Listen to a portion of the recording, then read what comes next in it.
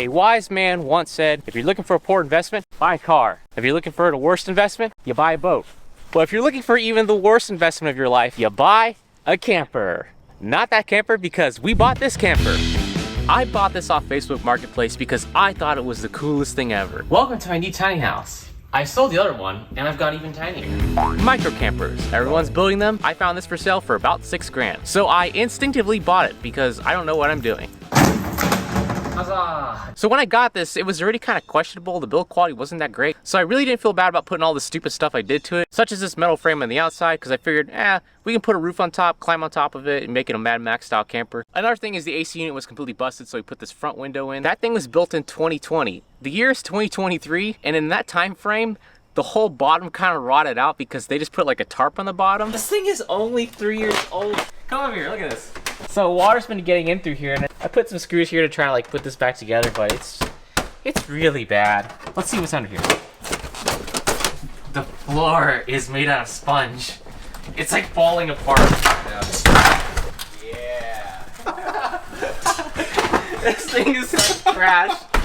It's so bad. This camper is a total disaster. Look at this. You know what? I'm offended with how bad it is.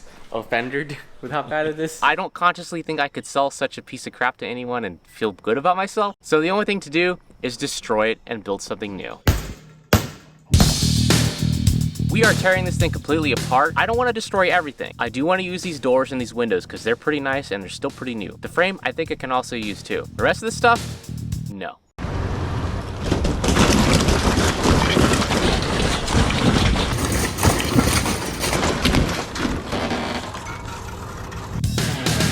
Now that we've destroyed the camper, it's time to begin the build. Another thing too for this is I have to make an event, so we're gonna try to build this thing in just 10 days. It's already day 1.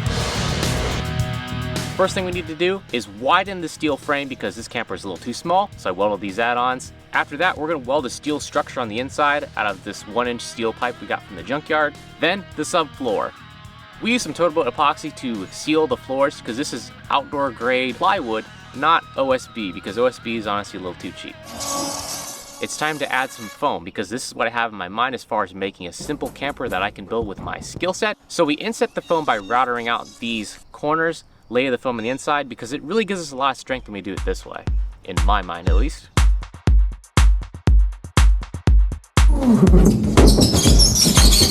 Now it's off to the interior. We got this 4x8 sheets of this light looking ply stuff with this finished side. It looks pretty good. I found it on the discount pile at Lowe's. It's going on the inside. Now that the foam is finished up, we can put the exterior on. We're gonna use aluminum for this. We got these 4x10 aluminum sheets that I think are actually designed for like commercial trailers, like semi-trucks. However, we're just gonna slap it on the sides and build it up from the bottom up.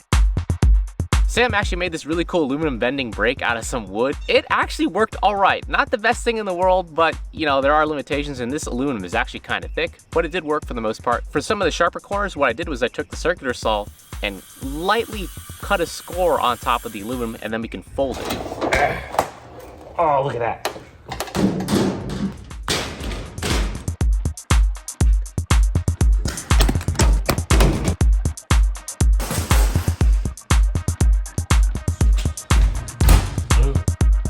Leaking is a very big concern, so for the tops and side, we're gonna put this vinyl tape down and hit it with a heat gun. Because this vinyl tape is UV stabilized and you do wrap cars with it, so I figured it's good for at least 3 to 5 years. And to replace the vinyl, remove the old vinyl and put some new vinyl on. I did mention we are on a time limit, so I have just a day to finish this interior, so countertop, bed, and shower. Last thing to do is throw on the solar panels, but wait, there's one major discrepancy. The tongue is actually a little too short. We took it on a quick test drive. I lost the footage, unfortunately. So we are going to weld on some tongue extensions with some of this steel to make the trailer easy to pull and nice and stable. It's also past 10 days, but who's really counting?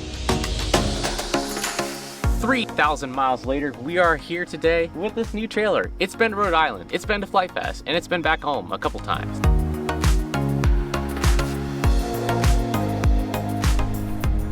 This thing is perfect for camping. I think you got something on there. Yeah, reel it in. What's that? What is that? What does it say? I don't know, fishing. Fishing Clash, our sponsor for this video. While my dad's figuring out how to eat this fish, it's time to dive into the immersive world of Fishing Clash. Fishing Clash is the ultimate fishing game that lets you experience the thrill of angling right from your mobile device. With its realistic visuals and addictive gameplay, it's a perfect way to enjoy the joy of fishing anytime, anywhere, even when you're actually fishing and none of the fish are biting. How many fish have you caught so far? I got 3. One of the best things about Fishing Clash is the wide variety of fish species you can fish and encounter. From freshwater to saltwater fish, you'll have the opportunity to catch everything from bass to sharks. The game even features a player versus player mode where you can challenge other players in real-time fishing duels, compete against your friends or anglers from around the world to see who's the true fishing master. Fishing Clash also features unique fishing holes that you can fish in with exclusive rods and reels that go with them. Upgrade your equipment to improve your chances of catching rare and legendary fish. Fishing Clash regularly holds exciting tournaments and events, giving you the chance to win exclusive prizes and climb the leaderboards. It adds a whole new level of competition and excitement to the game. So what are you waiting for? Head over to the link down below or scan the QR code. Download Fishing Clash, and for new players, you'll receive a $20 value reward for free when you use my special code Sripol. To redeem your free gifts, click here, enter the magic code Sripol, and get your free rewards in-game. With my gift code, you'll receive a unique avatar, 1 mythical lure card, 50 power-ups, and 30 weight power-ups. Whether you're a seasoned angler or new to the world of fishing, I highly recommend giving Fishing Clash a try. It's a perfect way to relax and wait for the big ones to bite. Thanks Fishing Clash for sponsoring this video. I'm honestly very happy with this build. It's been great. I've been sleeping in it and everything else. But let's do a quick walk around. I'm gonna show you how fast this is to put up the awning and get it all set up. Unlock it. Pull the awning up. This one's actually just made out of a solid sheet of 4x2 aluminum. Doesn't weigh a whole lot, so it's easy just to kind of pick up. These are actually left over from the old camper. I have some really kind of like garbage parts, so I just recycle whatever I could use. The nice thing about the aluminum awning is it doesn't really degrade in the sunlight, so when I'm actually not using it, I actually leave the awning open, so it keeps this area entirely dry. We got the world's simplest shelf doohickey for putting all your knickknacks and whatever on. Still have to work on this, but right now I just tie a loop knot into this. Secure that with that.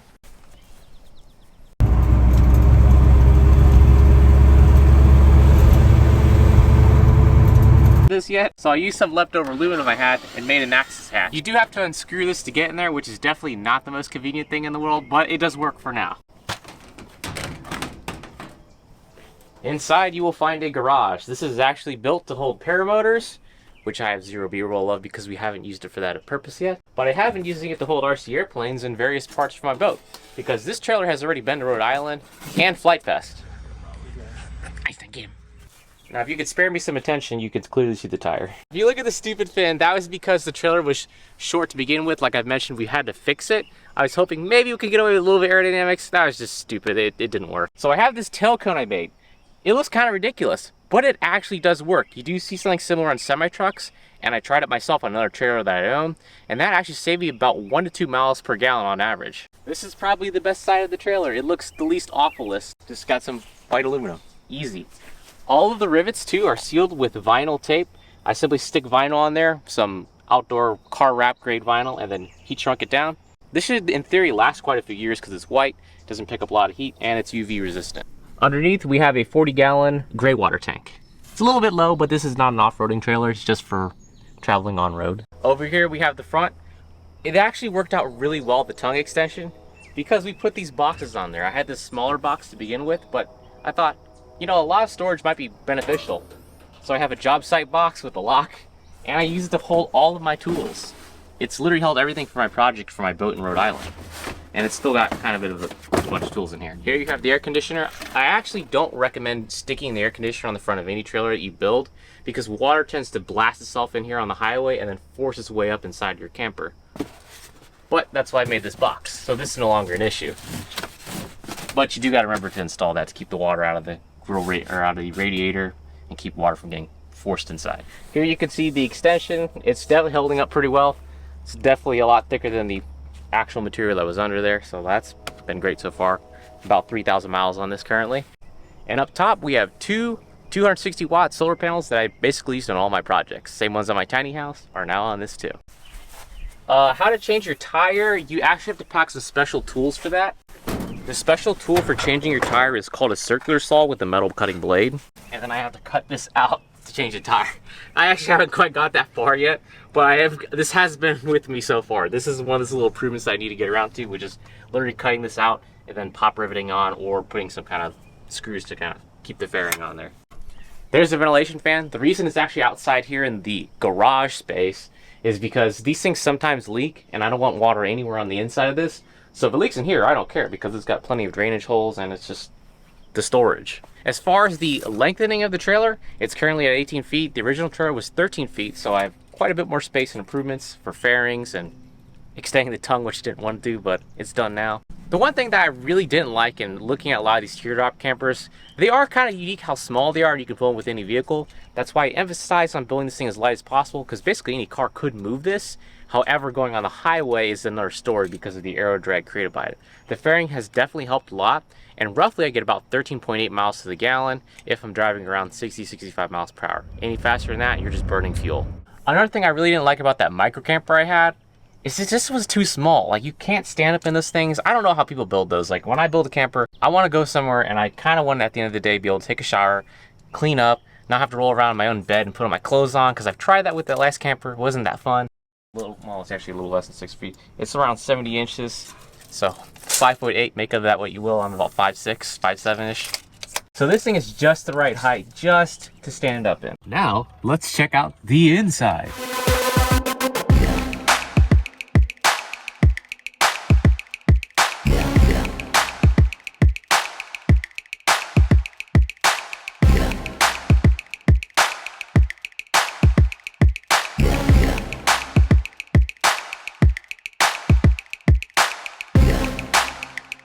There you have it. Just not a whole lot in here. But let's do a quick walkthrough anyways. So over here, the first thing you'll notice is the luxury bed. This is a full-size twin mattress. It's just enough for me and toe beans. Underneath the bed, we have a bunch of storage. There's just some clothes under there for now and a bunch of other parts for other projects because we use it to go everywhere. Here we have a single 5,000 BTU air conditioning unit. It only consumes about probably 500 watts in running. Pretty efficient. Cools the space very nicely. 24-inch TV because, you know, what says camping other than TV? The cool thing about this camper is I really just kind of recycled a bunch of stuff I had around the shop. These are the side panels from the second ultralight I built. And over here we have the swim platform for my boat. I converted the boat to a powerful electric outboard, so I couldn't use the swim platform, so here it is. And for power, we have the Zender Super Base thing. They sent this a while ago. It's pretty great. It runs everything here, charges with solar. I have two 260-watt solar panels on the roof, which completely charges the thing in just a few hours when there's full sunlight. So we're completely off the grid. And over here, we have a countertop that actually looks kind of legit, but it's actually just folded out of the aluminum we had from this trailer siding. Here we got the dirty refrigerator that came with the camper. I probably need to clean that, but it works. Over here we have the small sink you can find at the hardware store, and it works fantastically. Because this is just some cheapo Amazon USB powered water thing that's designed to fit on a 5-gallon drum. I just simply stuck a hose into it and put it in this portable water tank. Perfect hand washing. Best thing about this, I can wash my hands from inside the camper, so I get the nasty fish juices on my hand. I can wash it without having to go inside.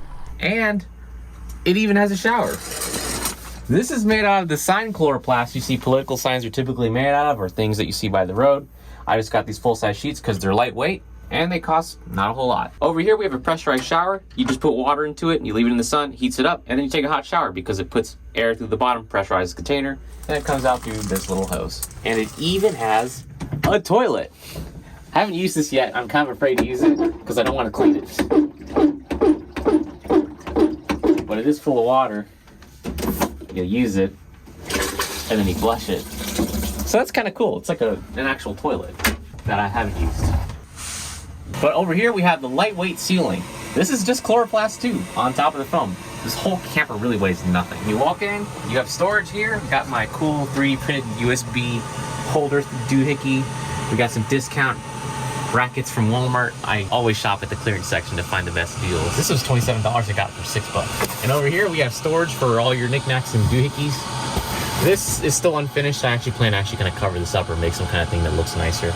But it is insulated under here as well, so not much heat loss through there. Over here, you can clearly see the recycled door from the camper that we tore apart. Like I said, the only thing I got from the camper was doors, windows, and a frame. The cool thing I have on top of having the air conditioning, I also have actual ventilation. So I have this as a cover so I don't lose my cold airness, since this is a nice refrigerated box. But then we have a ventilation fan there that actually works very, very well. And that's the garage too, like I mentioned. We store a bunch of junk back there. There's just crap there for now. Simple drawers from Lowe's. Want a cookie? I need to put the battery in the fire alarm. Don't have that yet. Here we have the hammocks for electronics. Simply charge your devices and put them in the hammock. Now you're probably wondering, total price. Probably $8,000 wrapped up in this. We have $6,000 to destroy a camper I bought off Facebook Marketplace, and about $2,000 for all the stuff I had around the shop and some recycled materials that I had to purchase.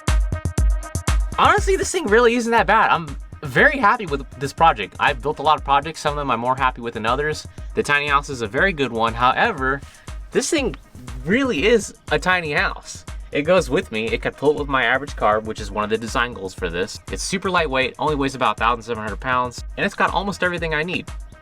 Could use a little more space, but can't have everything. If you're looking for the worst investment in the world, buy a mini camper. If you're looking for less of a worse investment, build your own mini camper, because I should have built this from the beginning.